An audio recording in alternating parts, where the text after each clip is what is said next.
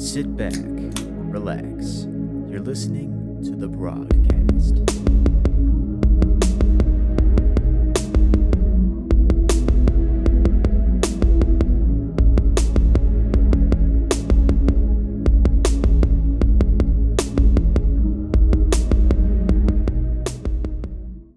What's going on, everybody? Welcome to another episode of the Brogcast. If you guys are wondering, Jonathan, what the hell is going on with your shirt? I will explain. So, as I've mentioned before, my favorite podcast is the Snark Tank podcast.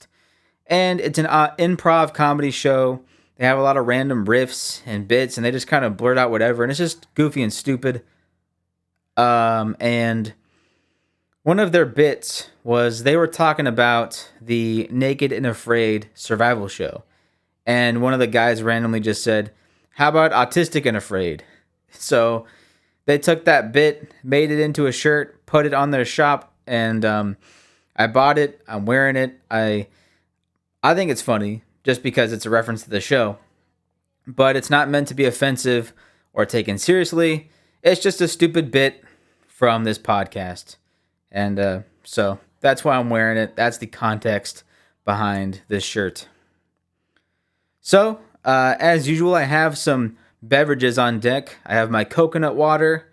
It's the Costco coconut water, which I mentioned before in previous episodes. The coconut water that I was drinking, the CO2 brand, was possibly contaminated with lead, so I had to go to a different brand. I was hunting around for different coconut waters, and this Costco one came up, and it's pretty damn good. I also just have a tall glass of plain old water. Anything to get my voice box from drying out, because that did happen at the end of the last episode, because I'm not used to the hour-long episodes. So I would say like 50 minutes in, I was like, ooh, I was really starting to feel it on my voice box. But these two beverages right here, they'll help me get through it. So, just like the previous episode, this is a themed episode. This one is similar to the previous episode because it is about music. But this theme in particular is drumming, so it's a little bit more specific in the music topic. All right, let's dive in. So, the first question is, what are the most essential drumming techniques every drummer should master? So, I'd say, first and foremost is timing. You need to be able to lay down a good groove and keep the time, because drummers are, I wouldn't say be the backbone of the band, because that's kind of arrogant to say, but they are a very core part of the band. The drummer and the bassist. The drummer and the bassist need to be right on time, otherwise the rest of the band will more than likely fall apart. So timing is first and foremost the most important, and I'd also say feel. And what I mean by that is playing to your genre. So if you're playing rock, you're playing hard. If you're playing jazz, you're playing kind of loose. If you're playing, I don't know, country, it's sort of similar to rock, but there's a different feel to it. So yeah, feel is in terms of like what genre you're playing. So timing and feel are the most important, in my opinion. Next question is, how do you structure your daily or weekly practice routine? So I'll be honest, I don't really practice. I've just kind of got to this point in my drumming career where I've just gotten comfortable and I've never really felt the need to practice. That doesn't mean I don't need to practice. I feel like I do need to practice to continue to grow my skill set and keep myself sharp. So for a long time, I never really practiced. When I first started out, I was practicing a lot, like a couple hours a day. And then on top of that, in band class and things like that. But today, I really don't practice much. I practice with my band once a week. And then maybe during the week, I'll have a certain like surge of inspiration for like what drum cover I want to do. But like super recently, I've been practicing with a metronome because I've noticed my timing perception has shifted. For a long time, I never really needed a metronome. I always had this like super good perception of timing. And as of late, I wouldn't say my timing perception has gotten worse. It's just changed a little bit. And I think that's because I'm getting older. I'm 26 now. I think my brain is developing in a different way. So the way I feel timing is just and take in timing is just a little bit different. So now I do practice with a metronome. Just super recently. So I've been doing that. And that's only for like maybe 5-10 minutes. So I'll start with 80 BPM, play along to that, do 90, do 100, do 120, because those are kind of common BPMs, and they kind of align with the songs that me and the band do. So that's what I do. But I should practice more, but I'll be honest, I really don't practice. Next question is, what is your approach to learning or improving speed and control? So as I was talking about, metronomes. Metronomes are perfect for getting the control aspect of your drumming. But for control, yeah, metronome for sure. Speed, yeah, I would say a metronome also sort of goes into play with that, but also maybe hand control, so like and finger control. So like especially if you're starting out, sort of sit there and just sort of play around with different hand positions with the sticks and kind of feel where your strong suit is and what, because I mean there is the fulcrum aspect of it, or like that's the most universal, but everyone has different muscle groups and different hand positions and different finger positioning when it comes to handling the drumsticks. So I would say that's another like way to improve speed is just figuring out where your strong suit is, where your sweet spot is in terms of hand position and things like that. Next question is, how important is rudiment practice and how do you apply them musically? I would say, especially if you're starting out, rudiment practice is very important because with rudiment practice, you're sort of wiring your brain to your limbs and becoming more hand-eye coordinated. And for veteran drummers, yeah, I feel like rudiment practice is important for keeping our brains sharp and so we don't lose our technique. And I also think especially if you're in a marching band, rudiments are super important because you're doing a lot of snare work, a lot of intricate snare work. So rudiments are super important if you're beginning, if you're in a marching band, but also it's super important for us seasoned and veteran drummers because it keeps us sharp. Next question is, how do you work on developing independence between limbs? So I'm trying to think because it's been a long time since I've been drumming for 15 years. And I would say I started doing the independence thing back maybe year one or year two. But I think the way that I did it was I would play a basic beat and then I would so my dominant side is the right side. So right arm, right leg. Those are my dominant limbs. My less dominant limbs, obviously, the left hand, the left leg. What I would do is I would play a straight beat with my dominant side, and then I would slowly incorporate, say, my left leg or my left arm. So let's see. So putting down a solid beat, and then I would I don't know, maybe 2 taps on the hi-hat per beat. Doot, doot, doot, doot, doot, doot. And I would just slowly incorporate my non-dominant side, if that makes any sense. Because when you're first starting out, you may want to try to do everything at once, but I feel like in order to have independence with your less dominant side, you just got to slowly incorporate it, and then eventually your brain will wire to it, and then it'll become second nature, just like your dominant side. Next question is, what are the most common mistakes beginner drummers make? I think one big mistake that beginner drummers make is trying to rush to have chops and speed. And I think the most important, going back to the fundamentals, I think beginner drummers should focus on timing and feel and totally getting that solid and down before they start going to speed and chops. Because if you're a beginning drummer and you don't have the fundamentals and then you go to speed and chops, everything is going to sound super sloppy. It's probably going to overwhelm you. You're probably just going to shut down and be like, what am I doing wrong? Once you have the fundamentals down, then you can add the extra stuff in. But I think that's a big mistake that big beginner drummers make, as they just want to be fast and flashy, and that is that's what kind of that's a big mistake. So I would say, yeah, if you're a beginner drummer, start with the fundamentals and then work your way up to the flashy stuff. Next question is, how do you approach playing with dynamics? So playing with dynamics, one thing that really helped me get into that was listening to my favorite songs. So one band that has a lot of dynamics, even though their songs are super complex, is Rush.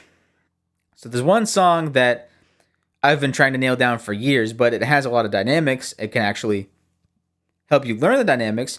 Maybe not the song itself, maybe not learn it all the way, but it'll teach you the sort of diversity that dynamics is in a song. So sorry, I kind of went off on a tangent, but that song is La Via Strangiato. It starts super, super quiet. And then for maybe, I would say a few minutes, it just slowly goes up. And then it's like a big crescendo. And then throughout the song, there's a lot of drops in dynamics and volume. If you're not a drummer and you're wondering what dynamics is, it's basically volume control. Volume control and technique control to match the energy of the song and volume of a song. So yeah, I would say listening to your favorite songs would be an excellent tool in learning dynamics. All right, next question is, how do you practice timing and groove? So that kind of goes back to the speed and control thing. So timing and groove, metronome first and foremost. That is the best way to do it. But also, yeah, like the last question, listening to your favorite music and getting familiar with the vibe will help you understand the groove.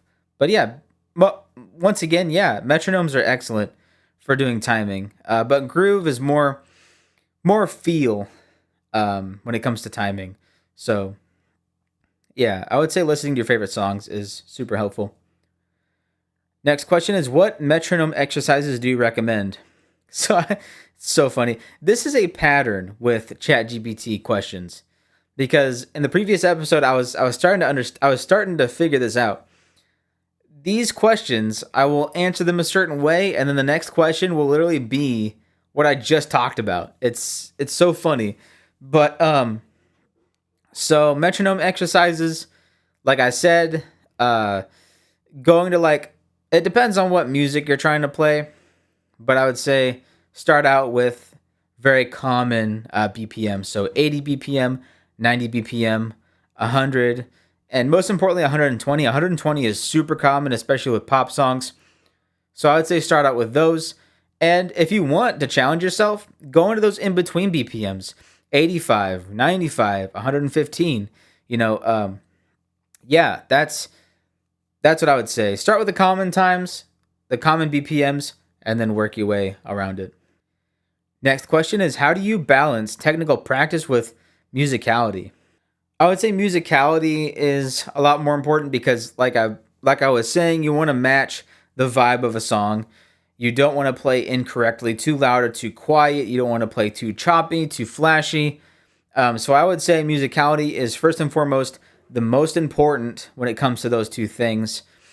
And then once you get that feel and that vibe down, then you want to start adding something technical. But I would say musicality is the most important. So I would say 75% musicality and 25% technicality.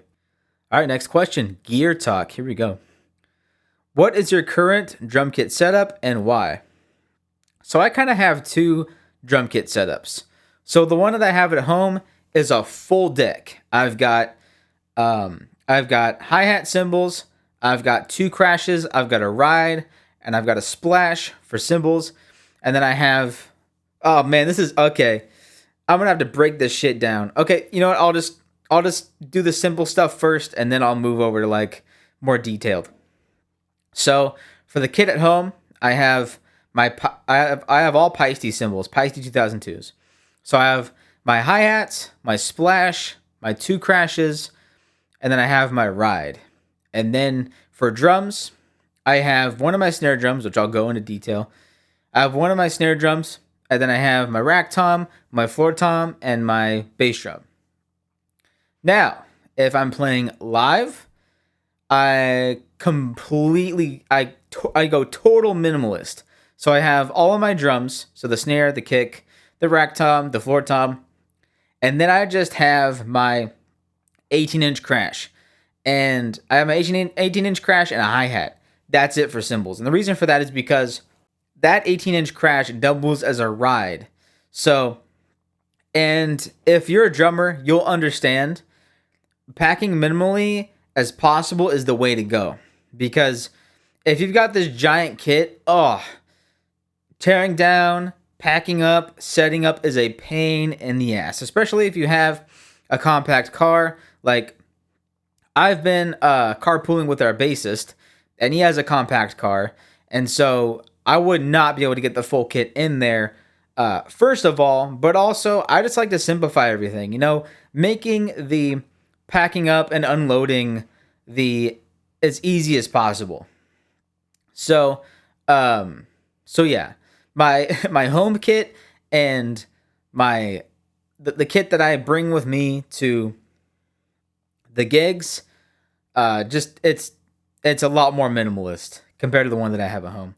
So here's the more detailed description of what I have. So I'm gonna start with snare drums because that is the most diverse. That is like I have like 5 snare drums. So my favorite, or I should say, the snare drum that I use the most is my Pearl brass piccolo snare. I think it's a 13-inch, and the reason why I use that one the most is because there's a lot less volume, so it's ideal for most gigs if you're playing in a bar or a small club, and it's also great for practice. So this is a small room right here. This is the jam room, and I don't like having a big snare because when you're in a small room like this, volume is a big factor. So you want to have the least amount of volume as possible. That's a reason why I use rods instead of sticks here in this room. So my brass snare is my all-around snare for pretty much everything. I actually brought that snare with me to our last live show. This was at a bar, but this bar had a more professional setup. They actually mic'd up my drums, which was super cool. They mic'd up my drums. They had a professional PA system, and it was perfect. So yeah, that's like my favorite snare that I use for everything. Well, I shouldn't say my favorite snare. I love all my snare drums, but that is the snare that I use the most. Next up is my DW collector snare. Oh man, I love the way this thing looks. The coloring on it is insane. And on top of that, the sound is unmatched.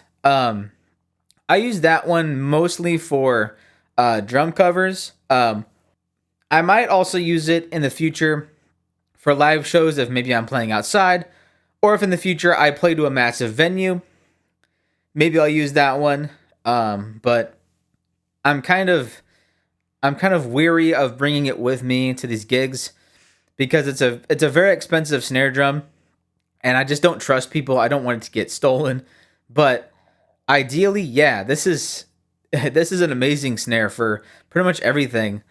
I would also like to use it maybe in studio settings. So like if me and the band decide to record an album in the future, I would love to bring that with me. It's good for drum covers too. And I recently just put a new head on it. I recently put on a Remo Controlled Sound X snare head, which I love that snare head. It's very versatile. You can use it for pretty much everything. The only drum I wouldn't put it on is a piccolo snare because the piccolo snare has a very short resonance, and it's a very thick head.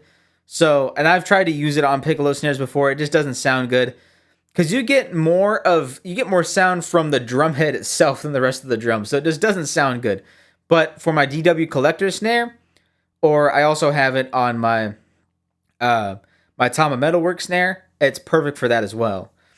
So I guess I'll talk about that snare drum next. So the next snare drum that I have is my Tama Metalwork snare. It's slightly shorter than my DW Collector snare, but it's still a pretty deep snare. It has a very metallic sound. I really like that one, especially if I'm playing a hard rock or metal song. That is a snare that I really like to use for something like that. I've had that one. I think out of all these snares, I've had that one the longest. I've had this one for a long time. It's kind of funny on this snare. There's one side of the rim where the paints come off because I'm a rim shot guy. I love hitting rim shots, and so the paint on that one section is completely chipped off. It's just kind of funny to see that every time I play. But yeah, the Tama Metalwork snare, one of my favorites. And then I also have my Ludwig Superlight. That one I don't have a new head on yet. I'm still playing with the Ludwig head that came with it. But that one is also super versatile. That one I like to use for drum covers a lot because for some reason it works for pretty much any song that I throw at it.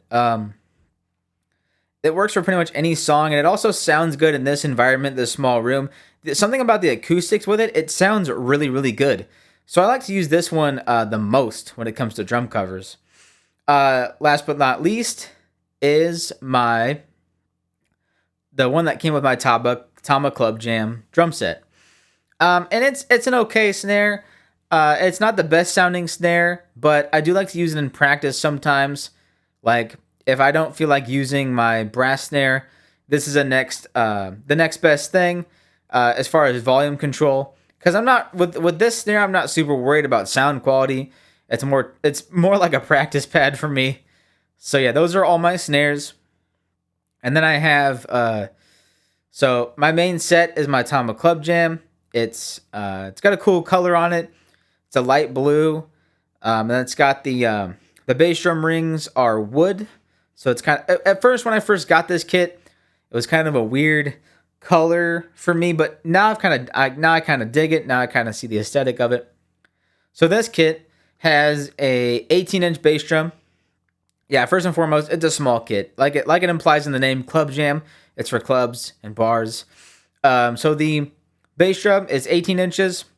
The floor tom is 14 inches. Or no, I think, is it 14? Yeah. The floor tom is 14 inches. And I think the rack tom is 10. And then the snare drum that came with it, I believe, is a 13-inch, the blue one that I was just talking about. And then my cymbals, I have my Paiste 2002 14-inch hi-hats. I have a 16 and an 18-inch crash. And then I have a 22-inch ride. And then for sticks, I like to use my Neil Peart signature sticks. I recently have been using the ProMark 7As, and that was a complete accident because I was trying to, because these Neil Peart signature sticks are $20 a pair now, which is insane. So I was trying to find some sticks that were similar to it. So I found some on Amazon, and I was like, okay, these are great. These are pretty much the same. Maybe not as strong wood, but they're similar. So I got them, and they are the completely wrong stick. These are shorter. They're a 7A and not a 5A like the Neil Peart ones. They're 7A and they're shorter. They're also lighter, so they break a lot easier. But I would say the stick that I like to use ideally is the Neil Peart signature sticks. And for smaller settings, let's say bars, clubs, or if I'm practicing with the band, I like to use the ProMark hot rods. And what's cool about these is the new design that they just came out with. The rubber tips, what normally are rubber tips at the ends, They shape them differently, so now they're also used as mallets. So that is also super cool. Um, but yeah, I think that's it for the drum set. That was probably a 20-minute tangent, but hey, it makes the podcast get longer, so I'm cool with that. I'm trying to get these podcast run times a lot longer. So yeah. Next question is, how do you choose the right cymbals for different styles?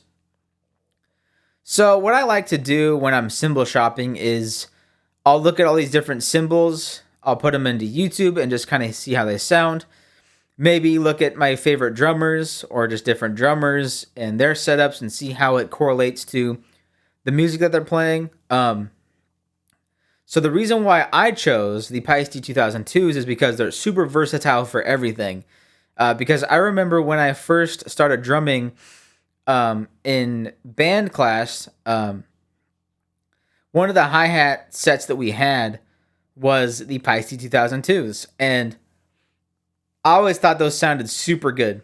It was the Paiste 2002 hi-hats, and then we also had the Zildjian, I think they were called quick beat hi-hats or something like that. Those sounded cool, but I always thought that those Paiste hi-hats, the Paiste 2002 hi-hats, sounded the greatest. And so that's what I kind of based it off of. So I got the hi-hats and pretty much every symbol in the series, other than China, but I have everything else in that series. But yeah, if you want, it depends on what style that you're playing. But the best way to shop around for cymbals is to just look on YouTube.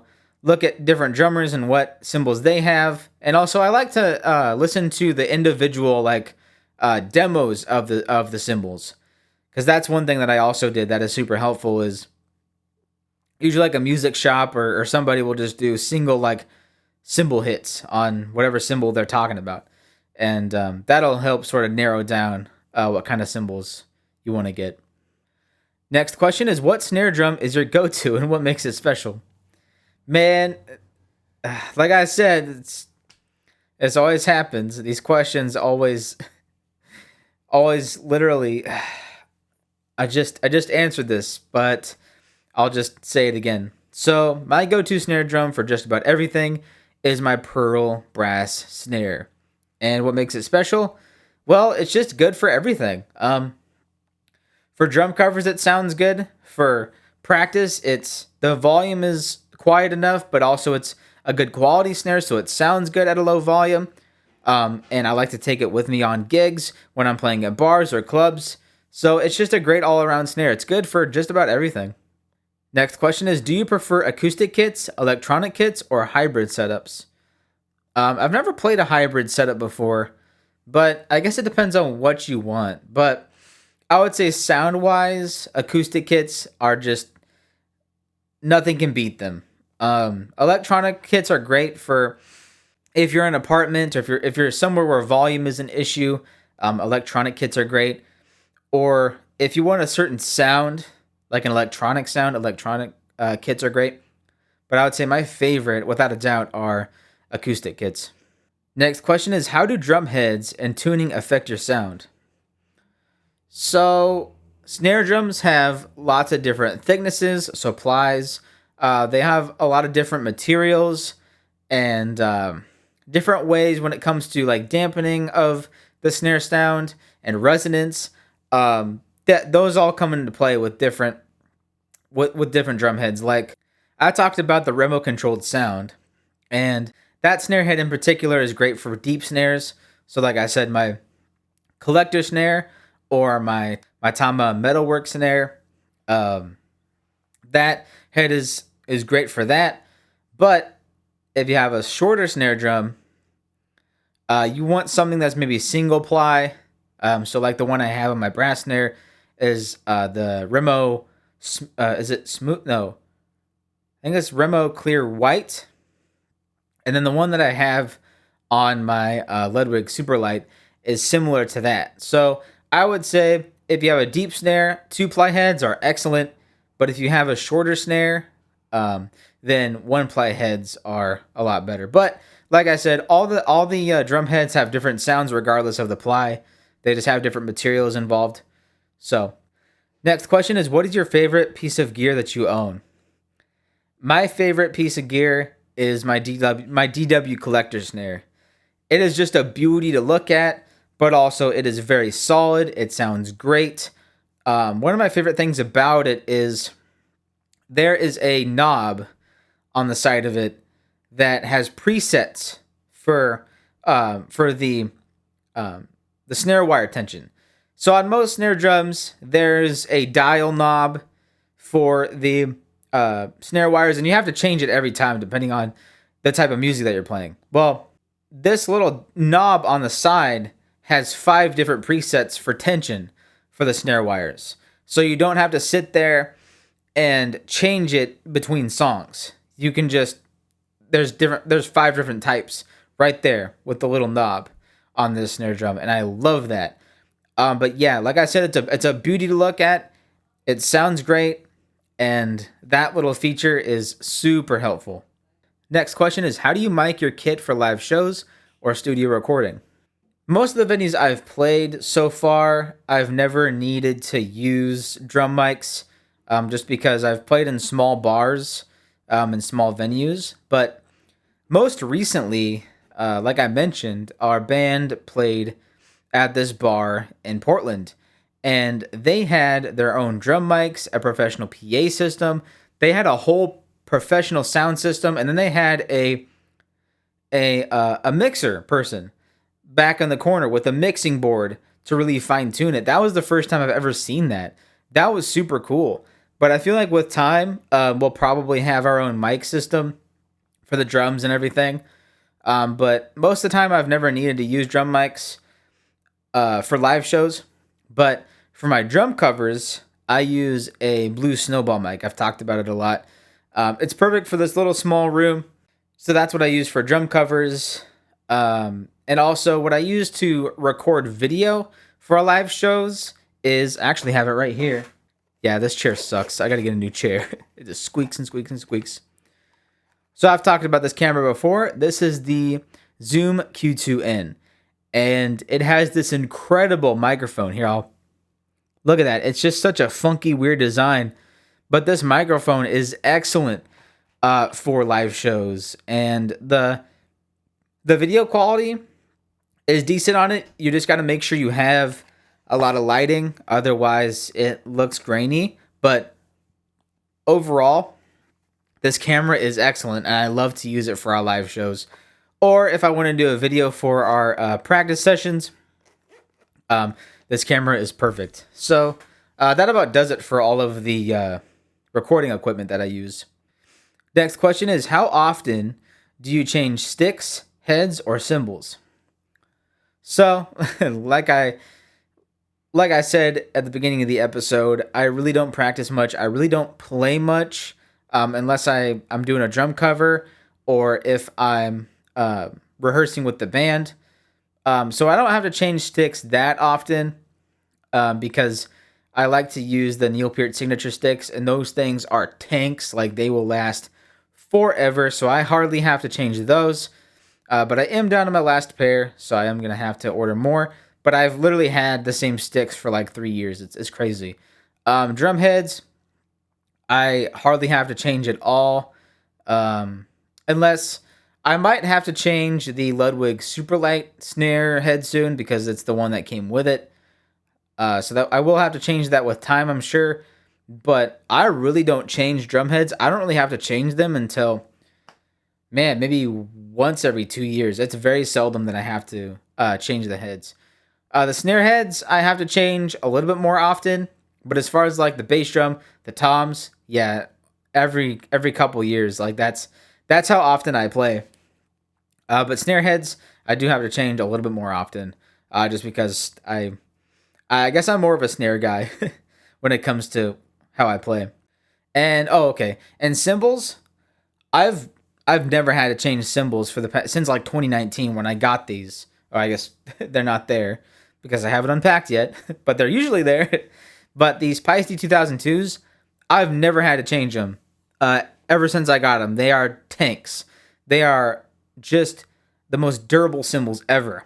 But before that, I had these Zildjian ZBTs, and those lasted a while, but I would say maybe 4 years after I had them, they started to chip off, and I was like, no. And it's crazy because they all started to chip off at the same time. Literally, like the hi hats that I had and the crashes that I had, they started to crack and chip off at the exact same time. And I haven't had. Well, let's see. No, I've had the Biacy 2002s longer, but I just know that they're gonna last me a lifetime. They are just super well made compared to the ZBTs that I had. Next question is, what is one piece of your gear that surprised you with the quality or usefulness? I would say the Ludwig Superlight because um, it's sort of a middle of the road snare. I think I got it for 200, and I don't know. I just never really expected much from it. Um, I just thought, this is kind of an ordinary snare, but oh man, like I mentioned, you can play it for, you can use it for anything, like and especially when it comes to drum covers. Like with drum covers, it literally is perfect for every genre that I play. I don't know why I don't play with it more often, but yeah, for any song that I play, it's perfect for it. So I wasn't expecting much of that snare, but for any genre, it nails it every time. It's insane. Next question is, do you have any budget gear recommendations for beginners? Yeah. So even the kit that I play now, the Tom Club Jam, I'd say that's an excellent beginner kit. It's not super expensive. I think it's, well, let me just say, drum gear is expensive all across the board.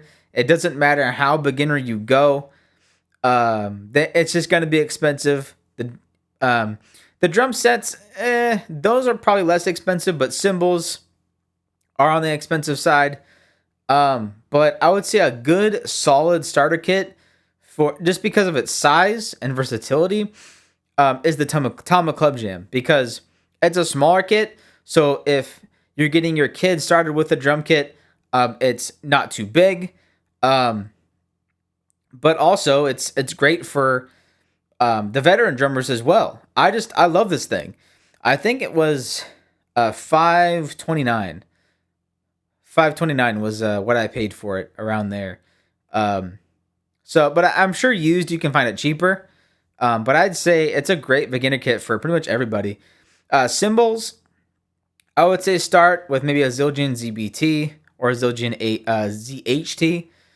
Um, I would say, yeah, that's a perfect like beginner cymbal line. Drumsticks are drumsticks, as long as they're all pretty much the same price. Um, Usually, but sticks aren't really there's really no good or bad stick. It just depends on like what's comfortable for you and what volume you're looking for. Next question is, how do you prepare for a live gig? So I talked about this in the previous episode. Let's see. So this is kind of a new thing, like I said, but I practice with a metronome, and then me and the band get together. We run through our set, we practice it, and then also I get packed up. I have my gator cases. I put all my drums in and my cymbals in, and then yeah, that's pretty much it. As far as preparing for the gig, yeah, I just do a metronome and then I play with my band, and then I pack up. That's pretty much it. Oh, okay. Yeah, I'd say like mentally, for the mental aspect of it, and maybe energy wise, I meditate to sort of get my brain dialed in and calm and focused, and then I also have a cup of mushroom coffee to keep me focused and also calm, just like meditation. Meditation is more of a mental thing that sort of consciously locks you in. So yeah, I would say that's what I do to prepare for a live show. All right, next question is, what is your process for learning new songs quickly? It's really weird. The way that I'm able to nail a song quickly is I have to have already heard the song like 50 times. Um and like it's weird because it's hard for me to learn a song when I pick out a song and then I listen to it. It has to be a song that I've known for years. That's a song that I can pick up quickly. But for most songs, I have to, if it's a new song, I have to listen to it over and over. And not just in one sitting, but I have to listen to it in the car or when I'm just doing something else. It has to be really rooted into my brain subconsciously before I can pick it up quickly. Um, but yeah, to pick up a song quickly, for me, it has to be a song that I've known since I was a kid. And that's what makes it super easy to play. But for other songs, there's a whole process that goes into it. All right, next question is how do you deal with stage nerves or performance anxiety? So, I really don't deal with that. I don't really deal with that much anymore. It doesn't really happen anymore. I think it's because I've been doing it for so long. But when I was a kid, that would happen a lot. I would get stage anxiety. One thing that I would do is I would sort of try to convert that stress and anxiety into adrenaline and put that into my playing. That seemed to help a lot. Just convert that energy into your performance. That's one thing. Um, let's see. One thing that I do now to sort of mentally lock in, like I was saying, is to meditate. That sort of puts your mind at ease and teaches you to um, sort of sort of see everything as okay, it's here. This is what I'm dealing with, and that sort of puts your mind at ease. But I would say for like kids or people first starting out, try and convert that stage anxiety into energy and put it towards your playing. That's one thing that really helped when I first started out. All right, next question is what is your biggest mistake you've made on stage and how did you recover? So this has happened like 5 times throughout my whole drumming career playing live. That is dropping sticks. So one thing that I've changed is so when I play, I tend to play super close because my hi hats and my snare are super close together. So a lot of times when I'm playing, my sticks will collide. So what I'll try to do to solve that issue is to sort of spread everything out, and when I'm playing, spread my arms out as much as possible. Because that was one thing that would make me drop my sticks is they would collide. They would just go bam. Another thing too is maybe I'll play too relaxed and loosen my grip too much, and then a stick will just fall out of my hand. That's happened before. Another thing too is the hand sweat issue. That has been a recent thing for me. Is my hands have been getting sweaty on stage. Um, I usually will bring with me a hand towel, so I use this towel to actually protect the cymbals inside the cymbal bag, or not the cymbal bag, the drum bag where I have my cymbals stacked up. I actually take that same towel and I use it on stage. So between songs, I'll just use it, dry my hands off, and that also helps with keeping my sticks from falling.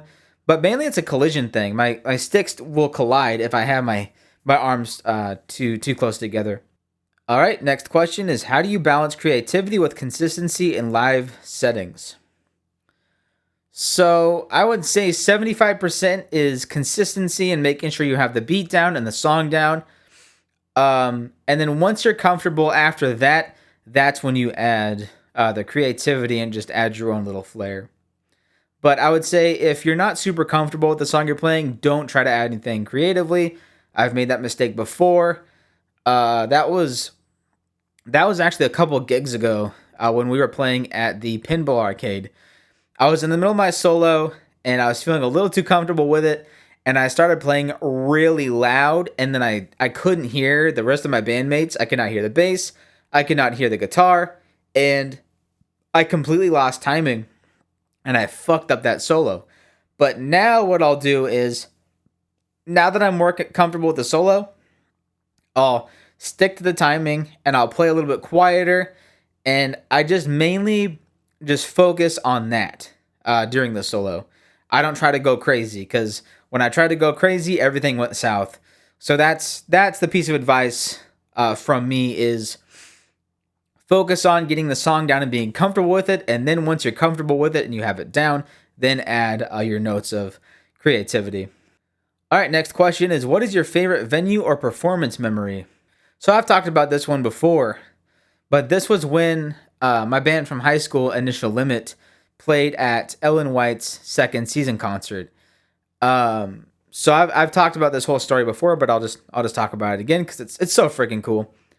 So I think this was my junior year of high school. Um, Me and the band got together, and Ellen White, this super amazing musician, well known musician from Portland, came to our high school, and there was a audition for her second season concert. And me and the band were like, okay, let's do this. So we did our audition, and we came in, and I didn't have a drum set with me. So what we did was we brought a guitar case, and then I had a bass drum pedal that I brought with me. So that whole guitar case was my drum set. And we did the audition. We did the song we did was Demons by Imagine Dragons. So we did that song. Ellen loved it, and we made the audition. We made it to her show. We played at her second season concert. It was at our high school's auditorium. We played with her band, and then we also played with Norman Sylvester's band. He is a very well known blues musician from Portland. So we played with Ellen White and Norman Sylvester. It was so cool. Shout out to the drummer of Ellen White's band, because I think I brought my drum set with me, but there wasn't a place on stage for me to put my drum set. So I just kindly asked the drummer of Ellen White's band, hey, can I use your kit for our performance? And he said, absolutely. We played Demons by Imagine Dragons. That was our first song. And then the crowd demanded an encore, so we played Letter Bomb by Green Day. And I have that on video somewhere. I think it's on our band's old channel. So I think that's where that's at. But it was such an amazing experience. Thanks again, Ellen White and Norman Sylvester, for having us. It was such an unforgettable experience. I'll never forget it. It was so awesome. All right, next question is, how do you communicate with bandmates during a set? So it's crazy. It's sort of an art. So like it's an art, and it's also this really weird like psychological thing. So to sort of communicate as you're playing a live show, there's a lot of visual cues that goes on. So like if maybe you're playing too fast, they'll look at you a certain way, or if the singer or the bassist wants to end a song, they'll nod at you or they'll look at you.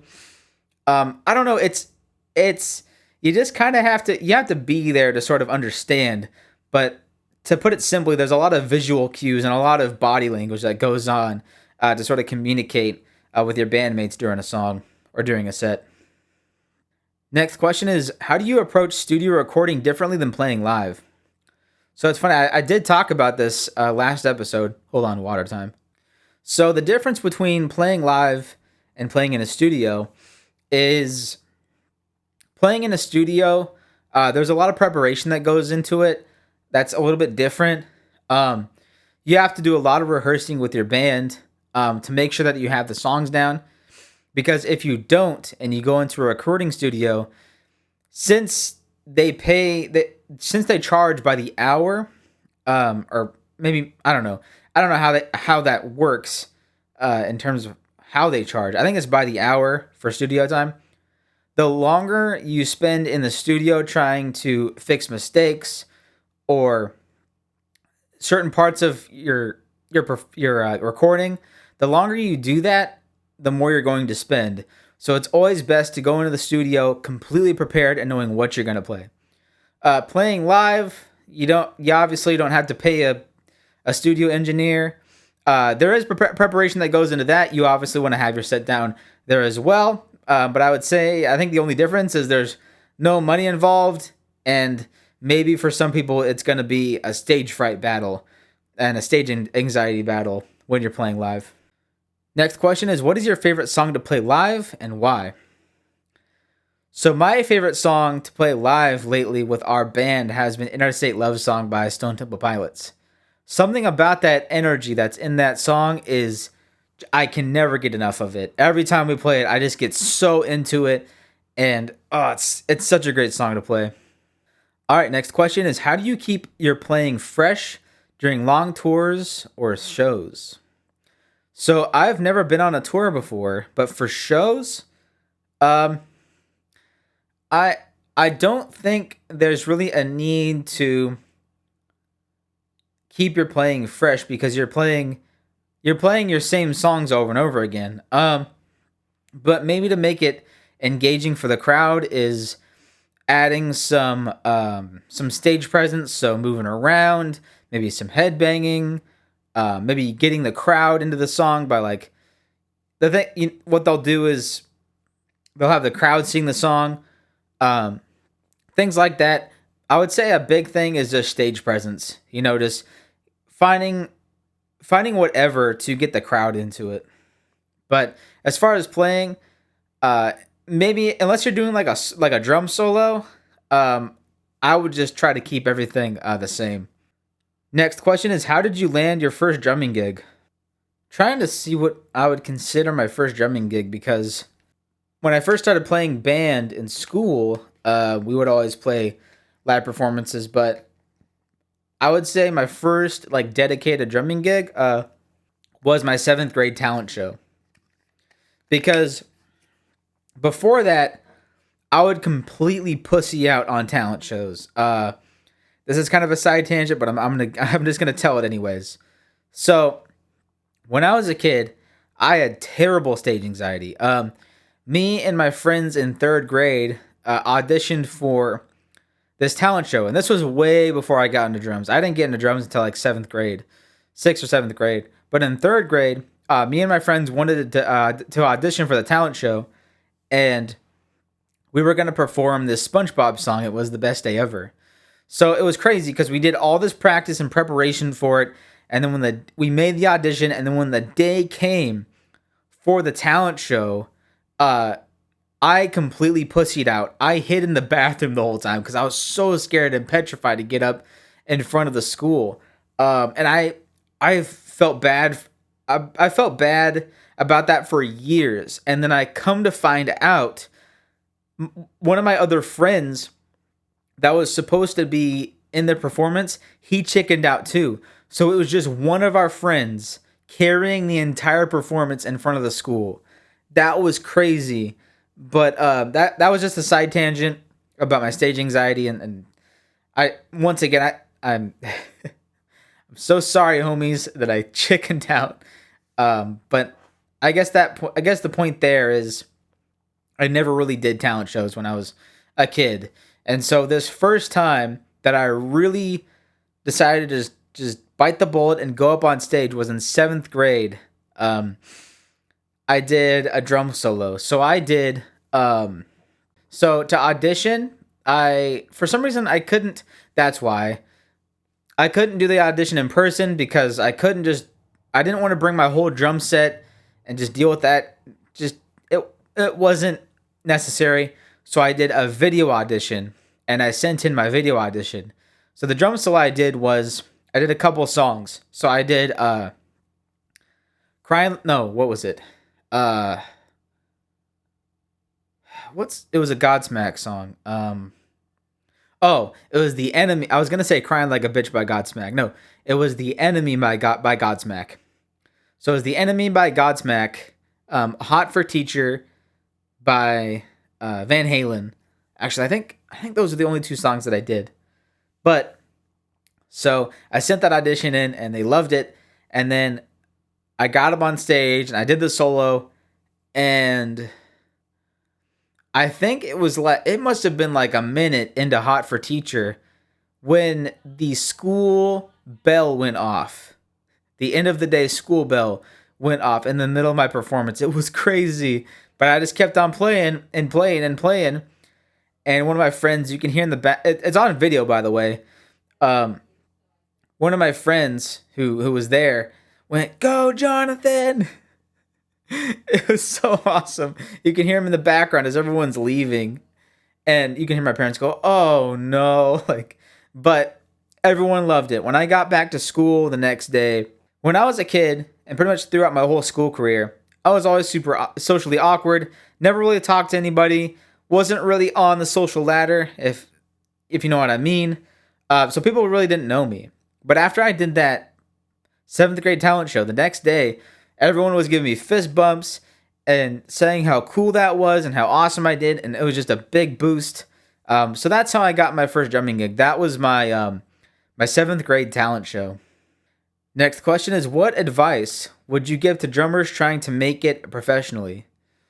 Ooh, well, I'm doing that myself, so I don't know if I'm sort of qualified to give advice, but I would just say trying your best and giving your 100%, because for a lot of people, no matter how much you put into your music, sometimes you're just not going to get to the top. It's really hard. I talked about this a couple episodes ago, but it's really, really hard to make it professionally. But I'd say, just don't give up. Just don't give up and give 110% each time, and that increases your chances to making it big.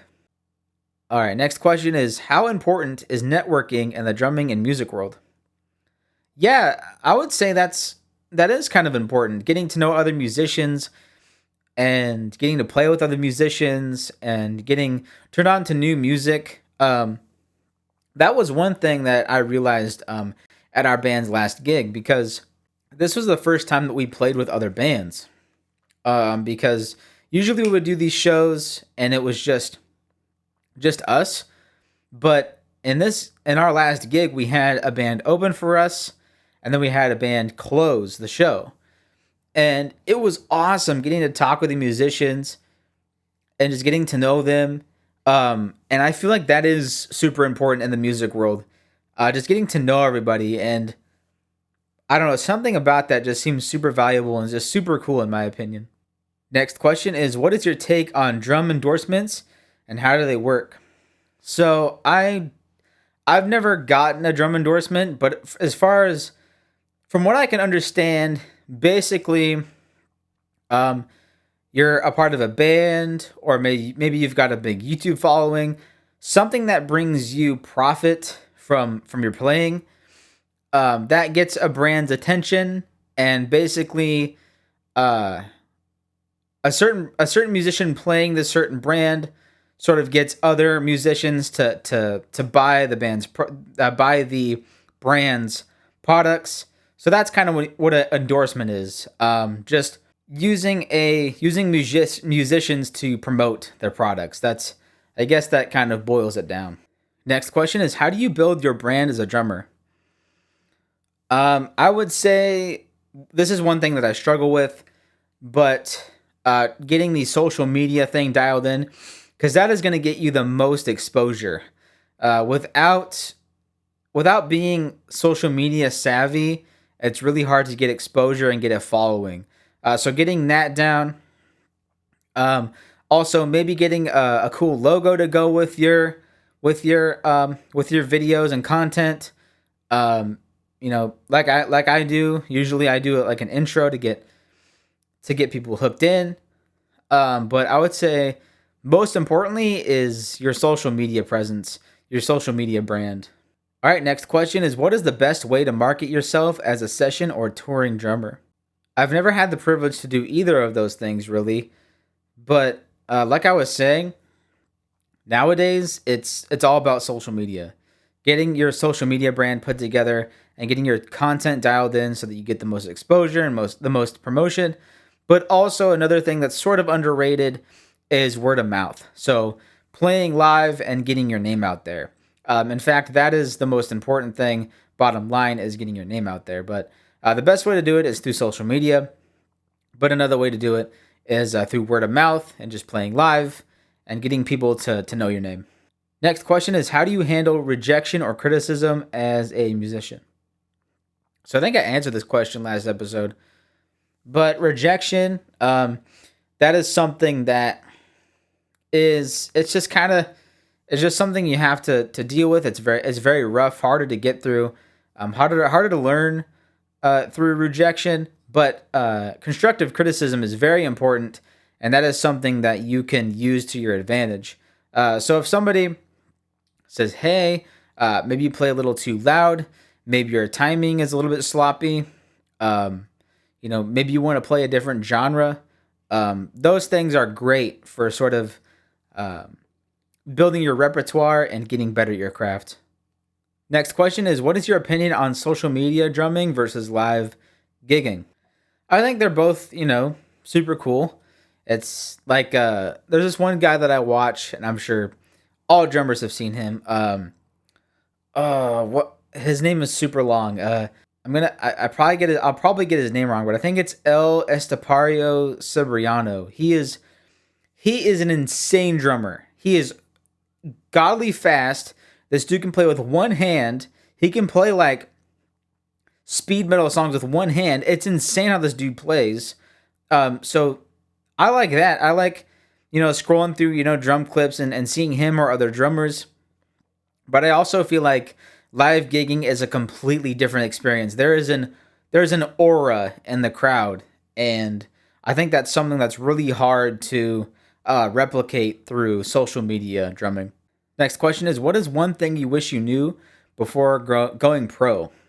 I don't know, and I'm not really pro yet. I mean, I'm pro in terms of maybe my experience and uh my skill as a drummer, but I can't really answer that one because I haven't gotten pro yet. I'm not a professional drummer. I don't make a living doing this, so I really don't know. I wouldn't be able to answer that unless I actually was uh making a living doing drumming. All right, next question is, how do you stay motivated long term in your drumming career?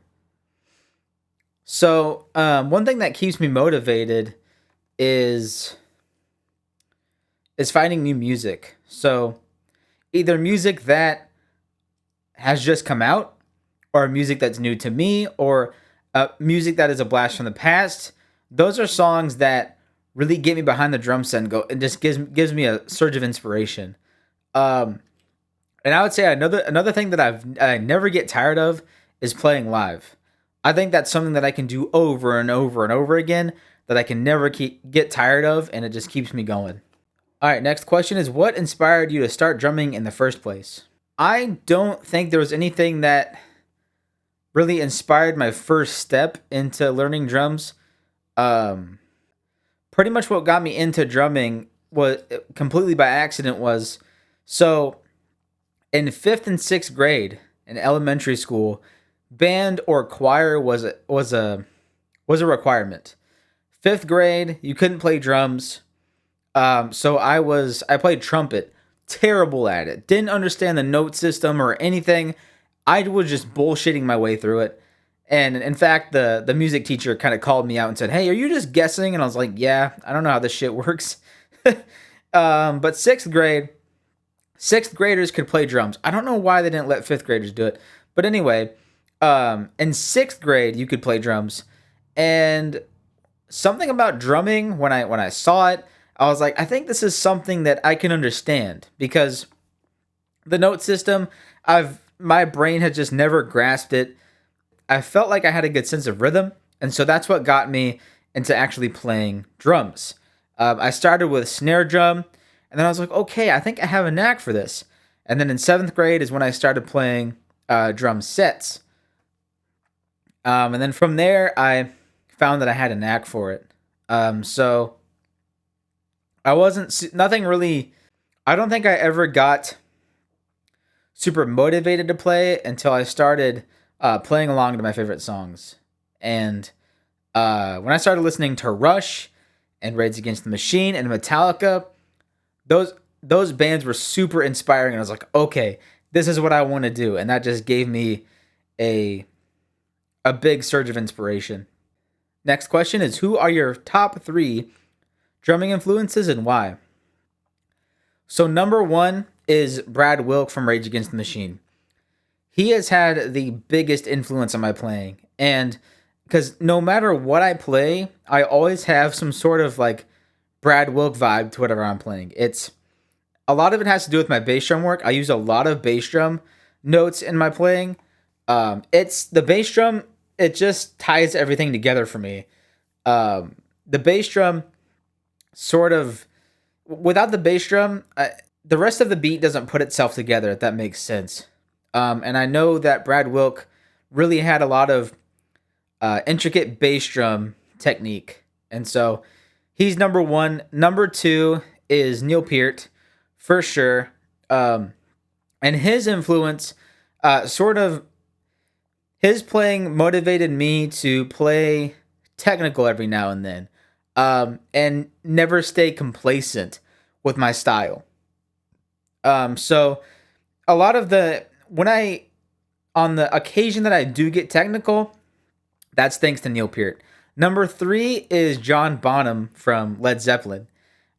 He has a lot of Brad Wilk type styles, but he's the drummer that really pushed me to sort of analyze my playing, and it's because of John Bonham that I completely rethinked my style of playing.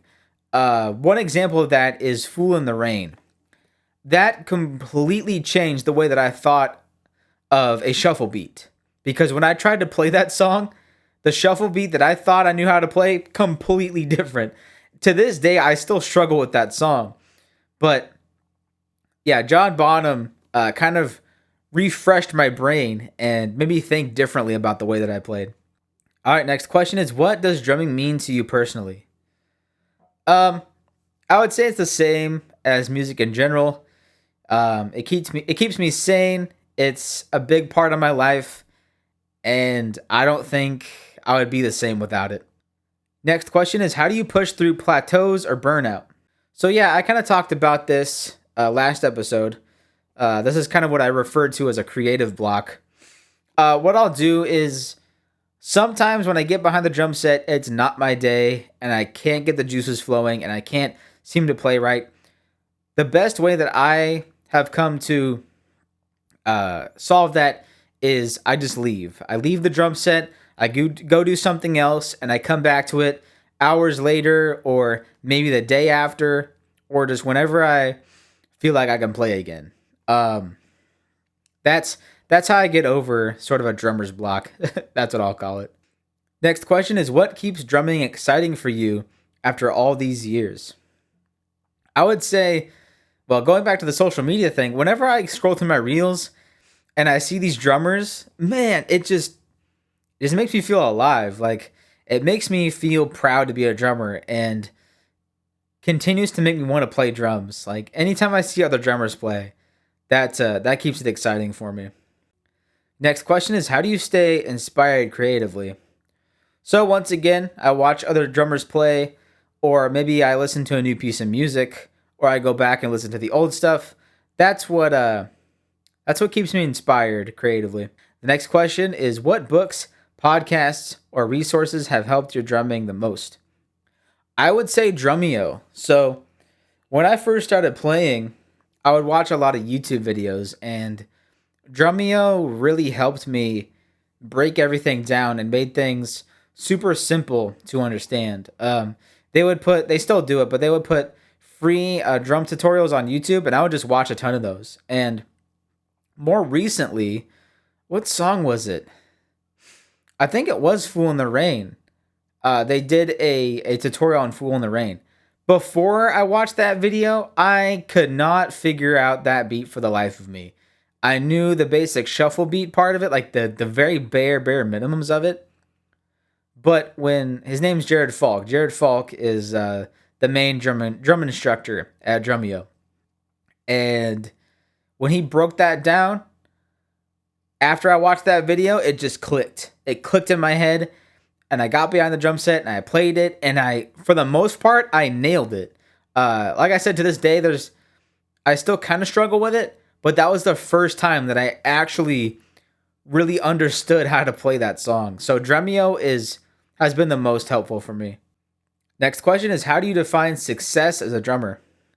So I would say maybe personal success. So like if you're like I was just saying, if you overcome a difficult song, or if you're learning something new, or maybe if you're with a band and you're gaining popularity, you're playing larger gigs, or if you're putting your music on YouTube, a measurement of success is views, comments, things like that. But I would say the most important measurement of success is your personal growth. Next question is, how has drumming shaped your life outside of music? I don't think it has. I think there's there's drumming and music and my hobby of playing drums and music, and then there's just regular life. I don't think it's ever bleeded into. I don't think drumming or music has bleeded into my daily life. It's kind of separate, actually. All right, last but not least, what legacy do you hope to leave as a drummer? That's a good last question. It's deep. Holy crap. I want to be known as a drummer who really understood the groove and the timing and the vibes behind what he was playing. That's the legacy I want to leave behind as a drummer. And also outside of drumming, a little bit, I want to be known as a good guy. A good person. So yeah, that's the legacy I want to leave behind. All right, y'all. That does it for this episode of the Brogcast. I will see you guys next time. Peace.